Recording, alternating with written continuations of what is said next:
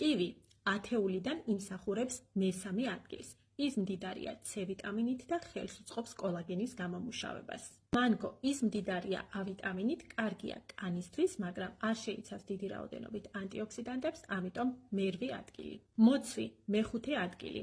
ის მდიდარია ანტიოქსიდანტებით, კარგია მხედველობისთვის და არის ძალიან დაბალკალორიული. შეგიძლიათ წონის კრების დროს მიირთვათ თამამად. ფორთოხალი მეშვიდე ადგილი. მდიდარია C ვიტამინით, მაგრამ არსებობს ხილი, რომლის შემადგენლობაშიც უფრო მეტი C ვიტამინია. ყვითელი ყურძენი კი შეიცავს დიდი რაოდენობით ანტიოქსიდანტებს, მაგრამ შაქარიც ბევრი აქვს, ამიტომ მეცხრე ადგილი. მოწეული მეორე ადგილი.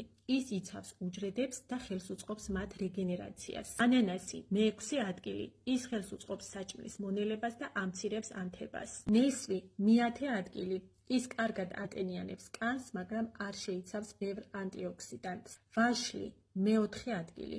ის შეიცავს დიდი რაოდენობით C ვიტამინს, ანტიოქსიდანტებს და კარგია გულ-სიცარხთა სისტემისთვის. პირველ ადგილზე გავიდა მარწყვი.